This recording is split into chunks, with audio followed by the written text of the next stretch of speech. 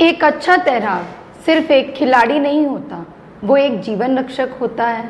वो कई जीवन को, कई लोगों की जिंदगियों को बचाता है। उसी का एक सबसे बड़ा उदाहरण हमारे साथ मौजूद प्रकाश सिंह जी हैं, जो हमारे स्टूडियो में आज मौजूद है हमारे साथ। ये बातचीत करते हैं उनसे। बहुत बहुत स्वागत है आपका हमारे जीबीसी अपडेट ऑफिस में। धन्यवाद जी, आपका बहुत बहुत धन्यवाद, आपने हमें मौका दिया यहाँ आने का। सबसे पहले तो जीबीसी के माध्यम से आप हमारे दर्शकों को बताइए कि आप जीवनी क्या रही है। धन्यवाद शिल्पा जी। मैं आपको अपने बारे में अगर बताऊं तो मैं यहीं होशियारपुर का जन्मा, यहीं का पला, यही मेरी जन्मभूमि, यही मेरी कर्मभूमि रही है। 15 अगस्त 1974 को मेरा यहीं पे जन्म हुआ और होशियारपुर में ही यहीं पे विद्या मंदिर स्कूल से स्कूलिंग करके डीएवी कॉलेज, फिर गवर्नमेंट कॉलेज, फिर पंजाब यूनिवर्सिटी मैंने अपनी पढ़ाई की। और उसके बाद डीएवी कॉलेज ऑफ एजुकेशन में मैंने अपने बीएड की पढ़ाई करके एक शिक्षक के रूप में आया। और उसके बाद एमएड वहीं से कर रहा था, तो वहीं के डायरेक्टर साहब ने मुझे वहीं पे लेक्चरशिप ऑफ़र कर दी कि आप यहीं पे पढ़ो। तो वहाँ पे जब मैं पढ़ा रहा था तो हमारे पास बीएड के जो ईटीटी के टीचर्स हैं वो आते होते थे बीएड करने। तो उन्होंने हमें करना, जब मैंने स्टेज से लेक्चर देना, उन्होंने कहना सर यहाँ से बड़ी बड़ी बातें करना बहुत आसान है, ज़रा ईटीटी में आके देखो कि नीचे हाल क्या है। जो आप यहाँ पढ़ाते हैं वो एक आइडलिज्म है, पर नीचे आके देखो कि शिक्षा का हाल क्या है। तो मैंने सोचा चलो ये भी देख लेते हैं। खिलाड़ी तो थे हम, राष्ट्रीय स्तर के खिलाड़ी थे, तो स्पोर्ट्समैन के लिए जॉब्स के कोई अपॉर्चुनिटीज़ के सारे रास्ते खुले होते हैं। तो जब 2006 में सरकारी नौकरियां मिली तो ऑलमोस्ट हर जॉब के लिए मैं क्वालिफाई हो गया था बीइंग ए स्पोर्ट्स पर्सन। तो तब मैंने ईटीटी जो थी, जो प्राइमरी अध्यापन था, उस कार्य को मैंने चुना।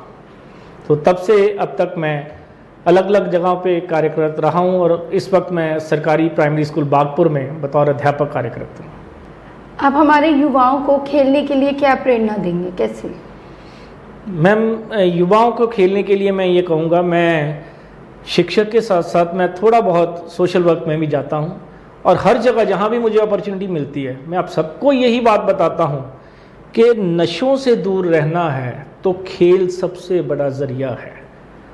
जो ये नशे की लत होती है ना, इसका टाइम होता है बेसिकली शाम को 4 से 7 बजे का। वो टाइम होता है जब आपके पेरेंट्स भी बिजी होते हैं, आपके पास कोई टाइम नहीं होता। तो ये जो 4 से 7 का समय, जो खिलाड़ी ग्राउंड में आ गया वो नशे के पास कभी नहीं जा सकता है। मैं अपने जीवन पे मेरे अप्लाई हुआ है, मेरे दोस्तों पे अप्लाई हुआ है। मेरा फ्रेंड सर्कल में उसमें कोई नशा नहीं करता। कारण ये हम सब स्पोर्ट्स पर्सन हैं। वो जो टाइम था 4 से 7-8 बजे का, हमने ग्राउंड में, हमारा नशा हो गया फिर खेल में नशा बढ़ता जाता है। पहले जिला स्तर पर जीतो, फिर स्टेट स्तर पर जीतो, फिर नेशनल लेवल पर जीतो। वो अगर नशा हो जाए वो हमारी मातृभूमि के लिए भी अच्छा है, हमारे समाज के लिए भी अच्छा है। और यही एक बेटर तरीका है हमारे युवाओं के लिए। इसीलिए मैं हर युवा को प्रेरित करता हूं कि गेम में आइए। एक तो आप देश सेवा करोगे, दूसरा जॉब सबको चाहिए होती है। Sportsman is the best backdoor entry. इससे बढ़िया बैकडोर एंट्री सरकारी नौकरी में और कोई नहीं हो सकती। समाज सेवा की भावना आपके मन में कब जागृत हुई? शिल्पा जी, वैसे तो मेरे मम्मी और पापा दोनों ही, वो दोनों सरकारी नौकरी पे थे और मम्मी मेरे थे ही ये लेडी सर्कल सुपरवाइज़र उसको बोलते हैं। ये समाज सेवा में ये जो सरकारी विंग होता है जो औरतों के वेलफेयर के लिए काम करता है, उसमें मम्मा थे। और वो ये करते करते वो, मैं बचपन से देखता आ रहा हूँ कि मम्मी की सारी सैलरी औरतों के कामों पे ही लगती रहती थी। घर में छोटे झगड़े भी होते थे इस बात को लेके, बट वो एंड में अच्छा लगता था। तो वहीं से ये कीड़ा अंदर आया। धीरे धीरे ये कीड़ा ज़्यादा जगह लेता गया। सो जैसे जैसे कॉलेज ख़त्म हुआ, जैसे जैसे जॉब मिल गए, तो फिर यही एक बनता गया। पापा भी लोगों की बहुत हेल्प करते होते थे और वो हेल्प करते टाइम तो सोचते भी नहीं थे, कई बार अपनी पूरी सैलरी भी दे जाते थे। तो वहीं से होते फिर कुछ अच्छे दोस्तों का साथ हुआ। तो ऐसे 1-2-3 NGOs के साथ रह के फिर होशियारपुर में लोगों की सेवा का मौका मिला और चलते रहे। समाज सेवा इनके खून में ही थी, इसीलिए वो आज इतना अच्छा कार्य कर रहे हैं लोगों के लिए। समाज सेवा के क्षेत्र में आपने कहाँ और क्या क्या कार्य किए? शिल्पा जी, समाज सेवा के क्षेत्र में मुझे जिस NGO का साथ मिला, मैंने उसके साथ मिलके, मेरा मंतव्य था काम करना। क्योंकि मुझे वो चीज़ पसंद नहीं थी कि वो सेवा करते टाइम एक केला गरीब को देते हुए 10 जने अपनी फ़ोटो खिंचवा रहे हैं। सो हमारा काम होता था काम करना। तो मैंने एक ग्रुप हमारा यहाँ चल रहा था, करवट नाम से था, वो मेरे को ग्रुप बहुत अच्छा लगा। उसका कारण ये था कि उसमें ग्रेजुएशन से छोटी उम्र के सारे बच्चे थे, मान लो कि मैं ही बड़ा था। तो मैंने सोचा कि क्यों ना इनको मेंटर किया जाए, इनके साथ होके चला जाए। उनके ग्रुप के साथ होके मैंने थोड़ा बड़े लेवल पे काम करने हमने शुरू किए। तो शुरुआती दौर में हमने क्या किया कि हमने सिविल हॉस्पिटल में हम लोगों को ऑन बेड खाना देना शुरू किया। हम 50 लोग होते थे, 50 जने हम अपने घरों से 20-20 फुलके बनाते थे रोज़। तो हमारे पास वो 1000 फुलका हो जाता था। 4 किलो हम दाल बनाते थे। तो महज हम 450 रुपये में तकरीबन सिविल हॉस्पिटल के सभी लोगों को ऑन बेड खाना देते थे। वहाँ से हमें बहुत अच्छे एक्सपीरियंसेस हुए। वहाँ पे कई लोग ऐसे होते थे जिनको खाने की नहीं, जिनको प्यार की ज़रूरत थी। बड़े अलग अलग तरह के एक्सपीरियंसेस हुए, पर वहाँ से हमारा नाम भी होना शुरू हुआ कि ये लोग कुछ कर रहे हैं। फिर यहाँ गुरु रामदास सेवा सोसाइटी आई, उन्होंने सिविल हॉस्पिटलों में खाना पहुँचाना शुरू किया, बहुत बड़ा नाम है वो। तो जब उन्होंने शुरू किया तो मैंने अपने सारे साथियों को बोला कि मैंने यार अब छोड़ दिया जाए, अगर तो नाम कमाना है फिर बात अच्छी है, पर अगर ये लोग अब खाना दे ही रहे हैं तो हम लोग यहाँ क्यों हैं, फिर हम अलग अलग फील्ड में जाएं। फिर हम लोगों ने स्लम एरिया में बच्चों को पढ़ाना शुरू किया। ओल्ड एज होम में बुज़ुर्ग जो हैं उनके पास जाना शुरू किया कि शनिवार एतवार उनके पास जाके उनके साथ थोड़ा टाइम बिताया जाए। वहाँ पे नीचे अनाथ बच्चे हैं, उनके पास गए, उनके लिस्ट बनानी है उनसे कि बताओ तेरे को क्या चाहिए, तेरे को क्या, उनके साथ थोड़ा समय व्यतीत करना शुरू किया। उनके समर कैंप लगाने शुरू किए। सो ऐसे जहाँ जहाँ भी ज़रूरत पड़ती थी वहाँ वहाँ हम चले जाते थे। फिर एडमिनिस्ट्रेशन को हमारा पता चलना शुरू हुआ, तो फिर एडमिनिस्ट्रेशन से हमें काम मिलना शुरू हुआ।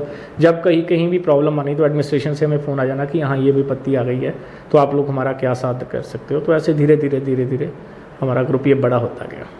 15 अगस्त आज़ादी दिवस का दिन माना जाता है। उस दिन आप कार्यक्रम छोड़कर लोगों की सेवा करने गए और सुना भी है कि आपका उस दिन जन्म दिवस भी था, तो उस पर आपका क्या कहना है? 15 अगस्त और 26 जनवरी किसी भी भारतीय के लिए सबसे बड़े दिन होते हैं। उस दिन भी एज ए गवर्नमेंट ऑफिशियल भी मेरी ड्यूटी होती है कि मुझे 15 अगस्त पर वहाँ जाना ही होता है। ना भी हो तो हमारे झंडे को सलामी देने हर एक हमारे नागरिक को जाना चाहिए। तो बड़े सालों से हम वहाँ जा रहे थे। तो उस दिन जब 15 अगस्त को वहाँ पे मैं गया तो हमारे माननीय डिप्टी कमिश्नर जी है मैम कोमल मित्तल जी IAS, बड़ा हंसमुख चेहरा है वो, हमेशा एवर स्माइलिंग फेस। उस दिन मैंने उनको देखा परेशान, तो मैंने उनको परेशान देखा तो मैं स्टेज पर गया। मैं कहा मैम ऑलवेज स्माइलिंग फेस, आप आज थोड़े परेशान रहोगे, इज़ एवरीथिंग ओके? तो फिर मैम ने मेरे को बताया कि ऐसे पानी ज़्यादा आने की वजह से वहाँ से फ्लड गेट के सारे 52 के 52 गेट खोलने पड़ गए। हमें 1,40,000 क्यूसिक के आसपास पानी जो विड्रॉ हो रहा था, उसके कारण हमारे बहुत सारे गाँव में पानी भराया और लोगों को जान पर बनाई है। तो ऐसी स्थिति में मैम परेशान थे कि NDRF से उनसे बात हुई थी, पर NDRF को आने में अभी 2-4 घंटे लग जाने थे। तो मैम कहते कि ऐसी स्थिति में चंद्र क्या आप कुछ मदद कर सकते हैं, आपने पहले बात की हुई थी कि आप स्विमर हैं और आपके पास टीम है। तो मैंने कहा मैम कोई बात नहीं, आप 15 अगस्त देखो, वो आप मेरे पे छोड़ दो, वो मैं देखता हूँ उधर वाला काम। तो मैम ने मुझे इमीडिएटली व्हाट्सअप किया कि ये चीज़ें हैं, यहाँ ये विलेज अफेक्टेड है, आपको SDM दसुआ की सपोर्ट मिलेगी, SDM BDO हाजीपुर हैं विक्रम जी, उनकी सपोर्ट मिलेगी, नायब तहसीलदार से 5-7 ऑफिसर्स के नंबर दिए मेरे को। मैं कहा मैम फिर मैं I am on the way, सारी बात बाकी रास्ते में करेंगे। मैंने जल्दी से अपने 3-4 जो स्विमर दोस्त थे मैं उनको टाई अप करने की कोशिश की कि चलें, क्योंकि हम ये एक्सरसाइज पहले भी कर चुके थे 2019 में भी ऐसा हुआ था, हम एक्सरसाइज कर चुके थे। तो मैंने उनको किया, अनलकीली उस दिन कोई भी मेरे को मिला नहीं। तब मेरे को एक बहुत बड़ा नाम याद आया, मनजोत सिंह तलवंडी, बाबा दीप सिंह सेवा सोसाइटी गढ़दी वाला। समाज सेवा में उनका कोई सानी नहीं है हमारे इस एरिया में। आई डोंट नो लोग जानते हैं यहाँ कि नहीं, बट मनजोत सिंह तलवंडी समाज सेवा के नाम में बहुत बड़ा नाम है। जो लड़का हर वक्त तैयार रहता है, कहीं भी आ जाए, कहीं भी मुसीबत आ जाए, हम लोग तो तन लगा सकते हैं, मन लगा सकते हैं, वो एक ऐसा इंसान है जो तन मन धन कुछ भी परवाह नहीं करता वो। तो मैंने उसको रास्ते में कॉल किया, मनजोत कहाँ हो? वो कहता कि मैं लोहिया में हूँ। लोहिया में वो 1 महीने से वहाँ पे बाढ़ग्रस्त लोगों की मदद कर रहा है। जो पीछे बाढ़ आई थी पंजाब में, वो अभी तक चल रहा था, वो वहीं पे मदद कर रहा था। मैंने कहा मनजोत कहाँ पे हो? ही सेड कि मैं वहाँ पे हूँ। मैं कहा मनजोत भाई कितनी किश्तियाँ हैं अपने पास? कहता 4 है। मैं कहा मनजोत भाई आजा वापस, होशियारपुर से प्रॉब्लम आ गई है, होशियारपुर रुड़ गया। वो कहता क्या हुआ ऐसा, फिर मैंने उसको बताया ऐसे पानी छोड़ा है। कहता यार बहुत कॉल आ रही है, मेरे को भी बहुत कॉल आ रही है, पर मेरे को पता नहीं था कि इतना हो गया है, तो एडमिनिस्ट्रेशन क्या कर रही है। फिर मैंने उसको बोला कि एनडीआरएफ को बोला है बट टाइम लगेगा, पर हमें पहुंचना है वहाँ पे। कहता तू कहाँ है? मैं कहा मैं निकल चुका हूँ होशियारपुर से। तो इस साइड पे ठीक है तुम निकलो, हम दोनों मुकेरिया में मिलते हैं। तो मैं इधर से निकला, वो उधर से निकला, हम मुकेरिया मिले। वहाँ एक ढाबा था, वो उस रात से खाना नहीं खाया था, वो लगातार वहाँ काम कर रहे थे। तो ढाबे पे रुका, वहाँ पे भी उसने जल्दी जल्दी उनको बोला कि 5 परौंठे पैक कर दे, इदा ही बना दे, असी रस्ते खा लाँगे। खड़े खड़े आप गल की, उत्थे मैंने ब्रीफिंग की। मैं कहा मनजोत इदा इदा है, मैडम ने मैसेज भेजा, 4 पिंड इधर है मुकेरिया, 4 पिंड हाजीपुर जो वैस्ट इफेक्टेड है। कहते चलो हजे इकट्ठे चलते। आप पहली जगह गए तो उत्थे देखिए हालात बहुत ज़्यादा ख़राब सीगे। फिर मनजोत मेरे को बोला, कहता कि चलो भाई ऐसा करते हैं, इधर वाला मैं देखता हूँ, एक टीम तू लेके हाजीपुर की तरफ निकल।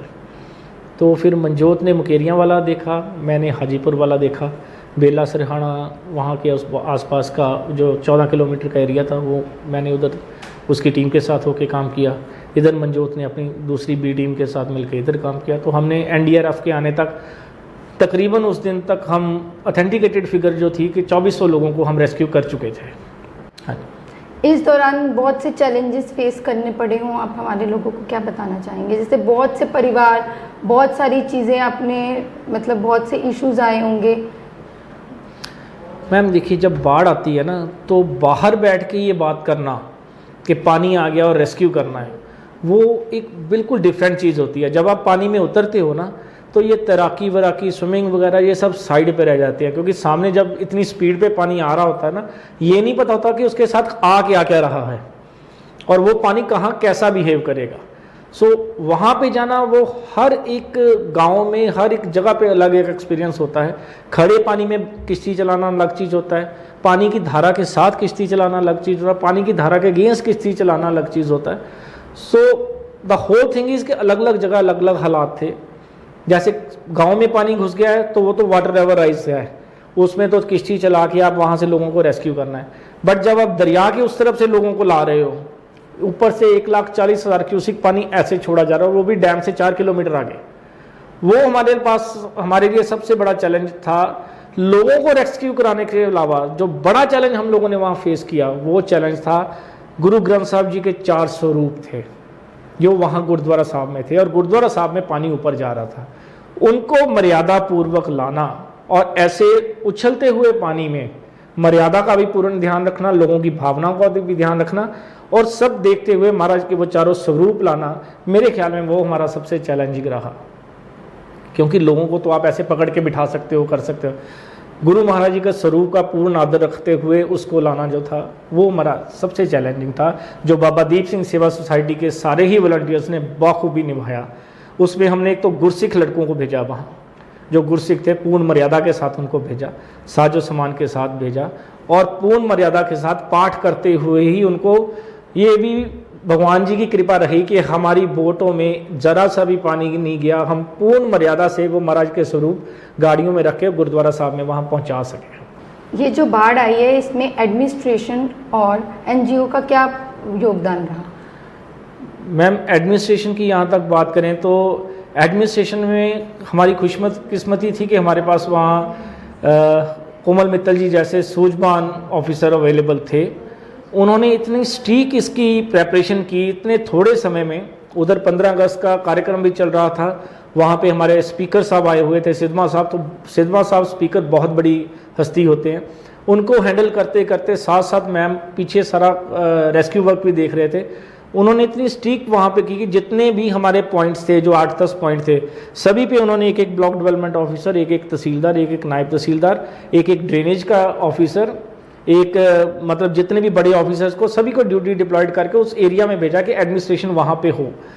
एनजीओज में तो मेन तो मैं तो मनजोत तलवंडी जो बाबा दीप सिंह सेवा सोसाइटी गर्दी वाला है, मैं तो उन्हीं का जिक्र करूँगा क्योंकि उनसे 90% काम उन्होंने किया है, 10% बाकी छोटी छोटी एनजीओज ने किया होगा। तो एनजीओ अपना काम कर रही थी, एडमिनिस्ट्रेशन अपना काम कर रही थी, ये दोनों ने मिलकर साथ किया, तभी हम होशियारपुर को बचा पाए कि एक भी जान नहीं गई। अगर हम सिर्फ एडमिनिस्ट्रेशन पर बैठे रहते तो एनडीआरएफ ने तो आने में, पटियाला से यहाँ तक आने में टाइम तो लगता है, फिर उन्होंने सिचुएशन को देखना। अगर हम अपना जिम्मेवारी छोड़ के एडमिनिस्ट्रेशन पर देखते रहते तो शायद नुकसान हो जाता, पानी वाटर लेवल जिस हिसाब से राइज हो रहा था। एनजीओ ने अपना काम किया, कुछ अच्छे लोग सामने आए, तलवंडी जैसे और उसके 200 जैसे लोग सामने आए। गांव में से भी लोगों ने बहुत उठ के, यूथ ने काम किया। उन्होंने जो लोग आ रहे थे उनके लिए लंगर लगा दिए, साथों साथ लंगर लग गए। जो रिहेबिलिटेशन जिनको ज़रूरत थी, एक वहाँ पे कोई गांववासी था, उसने दुकानें थी उसकी 5-6 दुकानें, उसने 5-6 दुकानें खोल दी कि यहाँ रहो जब तक प्रॉब्लम नहीं आती। सो उधर से एडमिनिस्ट्रेशन ने फिर अपना काम किया, धीरे धीरे स्कूलों में रखा। तो सभी ने मिलकर जब काम किया तभी हम होशियारपुर में बिना कोई जान का नुकसान किए, सामान का तो दोबारा भी बन जाता, अगर कोई जानी नुकसान हो जाता तो वो प्रॉब्लम आ जाती। होशियारपुर में एक भी जान का नुकसान नहीं हुआ। ये एडमिनिस्ट्रेशन, एनजीओ और समाज ने मिलकर काम किया, तभी ये हो पाया। सर, ये जो बाढ़ आई है होशियारपुर में, इसमें एनडीआरएफ का कितना योगदान रहा है? देखिए शिल्पा जी, जो हमारी ये नेशनल डिज़ास्टर रिस्पांस फोर्स है, ये तो हमारी स्पाइनल कॉर्ड है, बट जब इनको कॉल किया जाता है, इनके आने में और इनको काम शुरू करने के बीच का जो गैप होता है वो तो हम लोकल्स पर ही डिपेंडेंट रहता है। उसमें वो जो लोकल बॉडी अगर उठ के अच्छा काम कर जाती है तो हमारा नुकसान, जानी माली नुकसान कम हो जाता है ज़रा। यही चीज़ होशियारपुर में साबित हुई है कि एनडीआरएफ को कॉल किया गया 11:30 बजे के आसपास। एनडीआरएफ आई 2, ढाई, 3 बजे उन्होंने अपना काम शुरू किया, but disaster started from early morning. So 8 से जो 2 का गैप था, अगर उस वक्त ये बाबा दीप सिंह सेवा सोसाइटी गर्दीवाला के जो मनजोत तलवंडी जी के नेतृत्व में जो काम शुरू हुआ, अगर वो हमारे वॉलंटियर्स 4 जगह पर अपनी बोटों के साथ वो ना करते, जैसे हाजीपुर में, सरहारा के आसपास वहाँ हुआ था, और इन्होंने मुकेरिया में मोर्चा संभाला, अगर हम साइमल्टेनियसली वहाँ ना करते तो एनडीआरएफ के आते आते बहुत बड़ा नुकसान हो जाना था। सो 4 बजे तक जो हमारे इन वॉलंटियर्स ने बहुत ज़्यादा लोगों को इवैक्यूएट करवा लिया। वो 1200-1400 लोग अगर इवैक्यूएट कराएं उस दिन का, अगर हम ऑथेंटिकेटेड डाटा देखें तो एनडीआरएफ ने उस दिन का डाटा दिया था कि ट्यूसडे को हमने 190 पर्सन्स को इवैक्यूएट किया, जबकि ओवरऑल इवैक्यूएशन जो थी वो 2200 के आसपास थी। सो बाकी की सारी इवैक्यूएशन जो उस दिन की लोकल्स ने, गांव वालों लोगों ने, यंगस्टर्स ने, जो गांव के वहाँ के सेल्फ हेल्प ग्रुप थे या बोट्स सारी मंजोत तलवंडी की यूज़ हुई, उनके साथ मिलके हमने जो वो 1200-1600 लोगों को जो अगर हमने उनकी जान बचा ली है, तो ये सारा वो एनजीओ के साथ जाता है। हाँ, इससे हम ये नहीं कह सकते कि एनडीआरएफ का काम कम है। बेसिक स्पाइनल कॉर्ड तो एनडीआरएफ है ना। एनडीआरएफ के आने के बाद हम थोड़े रिलैक्स हो गए कि अब एनडीआरएफ आ गई है।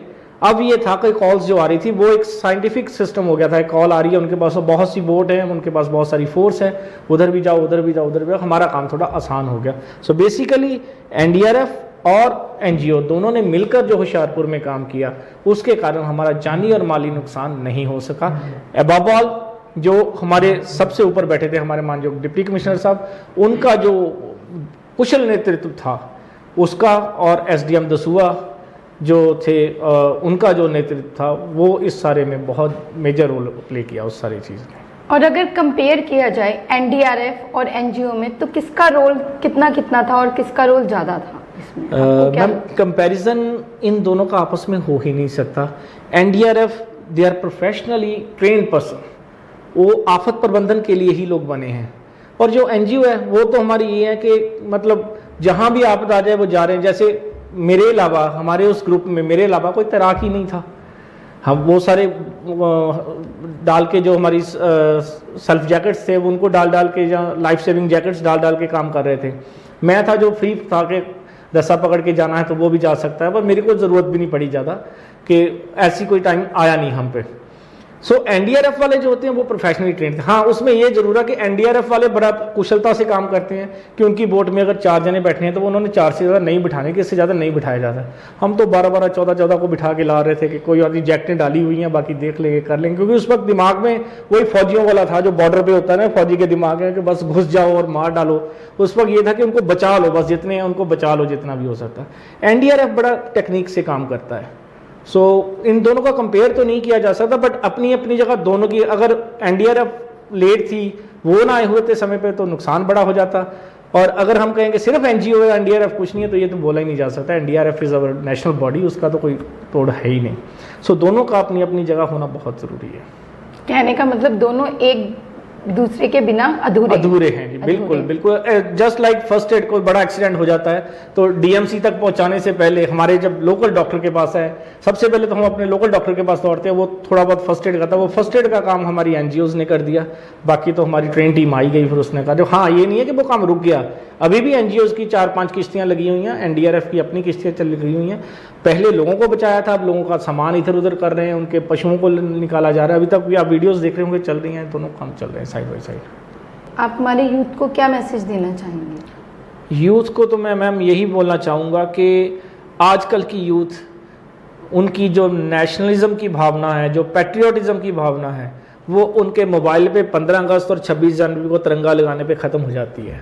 यहाँ जिसने कुछ गलत किया उसको मोबाइल पे 2-4 गालियाँ दे दी, थोड़ा निंदा कर दी। ये जो एक फेसबुक यूनिवर्सिटी खुल गई है ना, इससे हमारी यूथ को बाहर आना पड़ेगा। हमारी यूथ को आज और अब में जीना पड़ेगा। उसके लिए उनको खुद को आगे आना होगा, क्योंकि हमारे देश, सभी बोलते हैं हम अच्छे नहीं हैं, हमारा देश ठीक नहीं है, तो देश को ठीक करेगा कौन?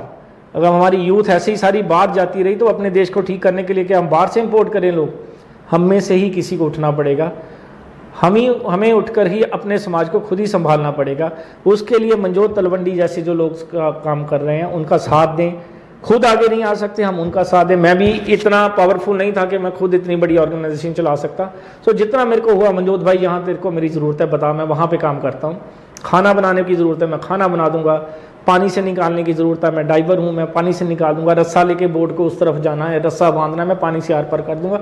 जहाँ ज़रूरत हो, भावना होनी चाहिए नेशनलिज्म की आपके में, उसमें कोई जात पात ना आए, कोई पार्टीबाजी ना आए, सिर्फ हिंदुस्तानी हो।